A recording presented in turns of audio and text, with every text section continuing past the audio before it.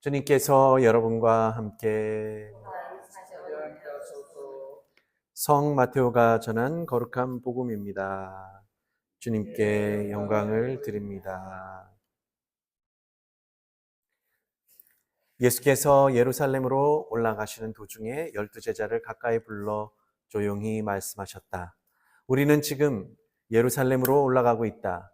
거기에서 사람의 아들은 대사제들과 율법학자들의 손에 넘어가 사형 선고를 받을 것이다. 그리고 이방인들의 손에 넘어가 조롱과 채찍질을 당하며 십자가에 달려 죽었다가 사흘 만에 다시 살아나게 될 것이다.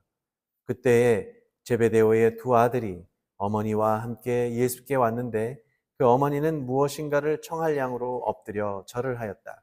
예수께서 그 부인에게 원하는 것이 무엇이냐 하고 물으시자 그 부인은 주님의 나라가 서면 저의 이 두 아들을 하나는 주님의 오른편에 하나는 왼편에 앉게 해 주십시오 하고 부탁하였다. 그래서 예수께서 그 형제들에게 너희가 청하는 것이 무엇인지나 알고 있느냐? 내가 마시게 될 잔을 너희도 마실 수 있느냐? 하고 물으셨다. 그들이 마실 수 있습니다. 하고 대답하자 예수께서는 다시 이렇게 말씀하셨다. 너희도 내 잔을 마시게 될 것이다. 그러나 내 오른편과 내 왼편 자리에 앉는 특권은 내가 주는 것이 아니다. 그 자리에 앉을 사람들은 내 아버지께서 미리 정해 놓으셨다. 이 말을 듣고 있던 다른 10 제자가 그 형제를 보고 화를 냈다.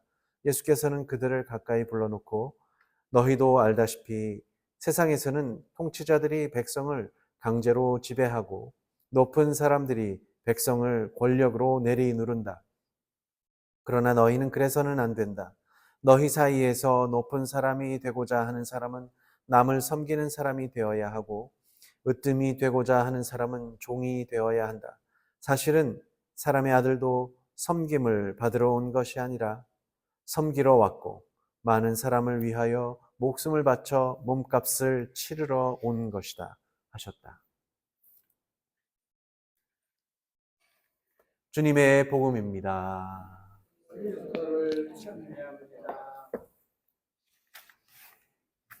성부와 성자와 성령의 이름으로. 일독서에서는 예레미야서를 들으셨습니다. 예레미야 예언자는 동포들에게 살해의 위협을 받았습니다. 올바른 소리를 한다는 이유에서입니다. 근데 올바른 소리라고 해서 그게 이제 예레미야 개인의 생각에서 나온 것이라면 뭐 그게 정말 옳고 그른가에 사람들이 따지고 들 수는 있지만 이게 개인이 생각해서 낸 그런 이야기가 아니라 하느님께서 전하라는 예언이기 때문에 고난과 고초를 겪습니다. 그래서 오늘 독서의 예레미야 예언자의 마지막 말씀이 의미심장합니다. 제가 당신 앞에 지켜서서 이 백성을 잘되게 하여 주십사고 아뢰며 분노를 거두어 주십사고 아뢰던 일을 잊지 마십시오.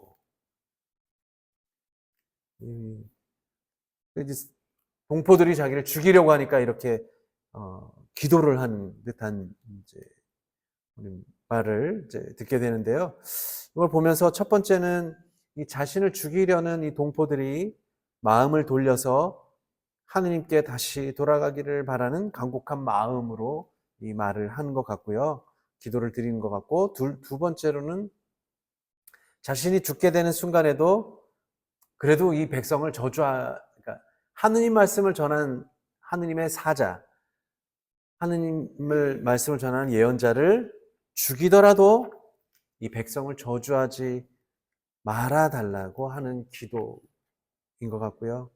또 마지막으로 보면 이게 고통의 사람인지라 고통에 겨워 죽을 때 보면은 나를 죽이려고 하는 사람에게 뭐라고 하세요?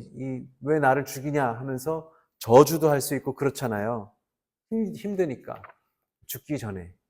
그래서 그렇게 되면은 나도 악한 사람처럼 똑같이 저주를 하는 게 아니냐라고 하더라도 그 전에 평상시에 이 예레미야 예언자가 이 백성을 위해, 이스라엘 백성을 위해 기도하던 그 당시의 선한 사람의 모습으로 기억하여서 내가 악에 떨어지지 않고 구원해 달라고 하는 기도로 들을 수가 있었습니다. 예레미야도 이렇게 가진 자기 올바른 이야기, 하느님의 예언을 전하는 바람에 갖은 고초를 겪거든요. 그 모습이 예수님의 모습을 닮았다라고 해서 많은 이제 그리스도교인들도 예레미야서를 많이 읽게 됩니다.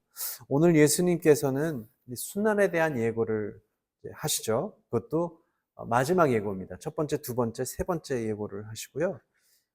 이게 당신도 이제 죽음이 임박합, 이제 곧 돌아가실 거를 알고 계시면서 이제 곧 죽을 거다라는 말씀을 하셨는데, 놀라운 것은 이 마지막 순환 예고가 끝나자마자 제베데오의 두 아들이 예수님께 주님의 나라가 오게 될 때에 오른편과 왼편의 자리에, 높은 자리에 앉게 하여 달라라는 청탁을 합니다. 그러니까 예수님은 지금 이제 나 곧 죽는다 라고 하는데, 옆에서는 예수님께서 다시 오게 될 날에 저희에게 높은 자리를 꿈꾸고 달라고 하는, 꿈꾸고 있는 모습을 볼 때 예수님의 마음이 얼마나 기뻤을까요? 당연히 기쁠 리가 없죠. 이렇게 아직도 나의 마음을 이렇게 몰라주는구나. 얼마나 마음이 상하셨을까를 짐작하고도 남습니다. 뭐라 그러네? 잿밥에만 관심이 있다는 거겠죠? 잿밥에만 관심이 있다. 이 마테오복음은요, 그나마 이 요한과 야고보의 어머니를 앞세워서 청탁하고 있어요. 요한과 야고보가 와서 그 자리를 달라고 한 게 아니라, 마테오복음에서는 어머니가 와서 달라고, 그 자리를 주님이 오실 그때 달라고 하는 청탁을 하고 있죠. 근데 요 마테오복음하고 똑같은, 거의 똑같은 구절이 마르코복음에 나오는데요. 마르코복음에서는 그냥 요한과 야고보가 가서 예수님한테 청탁을 하고 있습니다. 높은 자리 달라고 청탁하는 겁니다. 그러니까 마테오복음을 쓴 마테오복음사가가 어쩌면 이 요한과 야고보에 대해서 약간 존경하는 마음을 갖고 있지 않았을까. 그러니까 직접적으로 그래도 12사도인데 설마 그랬겠어? 라고 하는 마음으로 약간 이렇게 바꾼 게 아닐까라는 생각을 해봅니다. 네, 그렇게 어떤 학자들은 그렇게 이야기를 합니다. 물론 이제 정말인지 아닌지 그거는 잘 모르겠지만, 중요한 것은 진짜 요한과 야고보도 나중에 대답을 하는 거 보면, 네, 그걸 저희도 원합니다. 이렇게 얘기하는 걸 보면은 어머니가 와서 하든가 그들이 와서 직접 하든가 별 차이는 없어 보입니다. 여하간 보면 이 요한과 야고보도요, 처음에 베드로하고 안드레아도 이제 그물을 버리고 예수님을 따라갔듯이 요한과 야고보도 제베데오의 아들이라고 불리는 이 두 아들도 아버지를 배하고 아버지를 뒤로 두고 버려두고 예수님을 따랐던 아주 처음에 골수 사도였거든요. 그러니까 가장 예수님 곁에서 항상 붙어 다녔던, 가장 가까이서 붙어 다녔던 이 4명의 제자 중에 2 제자였는데, 게다가 요한이라는 사람은 예수님의 가장 사랑받는 제자였다라고 하는 전승도 있듯이, 그랬음에도 불구하고 이렇게 예수님의 마음을 몰라주고 있다라는 생각을 해봅니다. 근데 제베데오는, 요한과 야고보의 아버지인 제베데오가 예수님을 따랐다는 얘기는 없는데, 오늘 복음에서 보니까 요한과 야고보의 어머니는 그래도 갈릴레아 지역에서부터 끝까지 아마도 예수님을 따라다녔던 분 같습니다.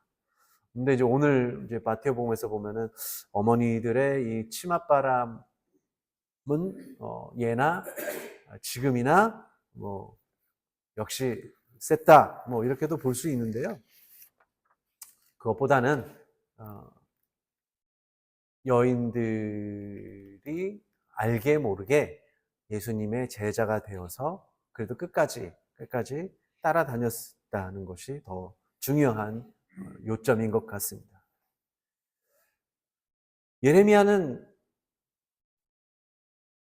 동포들이 자기를 죽이려고 이제 모의하고 시시각각으로 어떻게든 죽이려고 하고 그럴 때 처음 마음을 잊지 않게 해달라고 기도하는 겁니다. 이 백성이 회개하고 하느님께 돌아오기를 그렇게 기도를 계속하고 있습니다. 또 나를 사지로 몰아넣고 있는 원수와도 같은 사람들을 위해 대신 빌어주고 죽는 순간이 그렇게 해서 정말 억울하게 죽는 순간에도 그 마음이 변치 않기를 바라고 있습니다. 예수님은 당연히 십자가 위에서 이스라엘 백성들의 죄를 또 후대에 주님을 배반할 우리들을 위해서도 기도하시고 숨을 거두셨습니다. 야고보와 요한이 예수님의 마음의 못을 받고 다른 사도들도 예수님 마음의 못을 박았지만 부활하셔서 너희 나를 배반했지. 내가 십자가에 갔을 때 다 도망갔지. 라고 해서 그 탓을 하지 않으셨어요. 오히려 그들을 다시 찾아오셨어요. 찾아오셔서 자, 이젠 좀 내가 부활했다. 정신 차리고 제대로 첫 마음, 나를 따르려 했던 그 첫 마음으로 다시 가서 복음을 전해라 라고 하시고 계시는 것이죠. 오늘 독서 말씀하고 복음 말씀에서 제가 보는 것은 원수를 원수로 갚지 않고 악을 악으로 갚지 않는, 그렇게 해서 선으로 갚는 것이야말로 얼마나 위대한 사랑이고 자비심인가를 우리가 알아야 되겠습니다. 예수님을 믿는다는 우리도 정말 이 주님께서 베푸시는 선을, 주님께서 우리에게 선을 베푸셨는데 예수님 마음을 몰라보고 악으로 갚고 있는 것은 아닌지, 그리고 늘 언제나 예수님의 마음에 못을 받고 있는 것은 아닌지 반성합니다. 예레미야가 하느님께 간곡한 마음으로 한 기도를 다시 되새깁시다. 예수님께서 남을 섬기는 사람이 되라 하신 말씀을 다시 한번 마음에 새깁시다. 우리가 드리는 이 감사 성찬회를 통해 우리 죄를 고백하고 주님의 사랑을 체험하고 느끼는 귀한 시간 되기를 기도합시다. 성부와 성자와 성령의 이름으로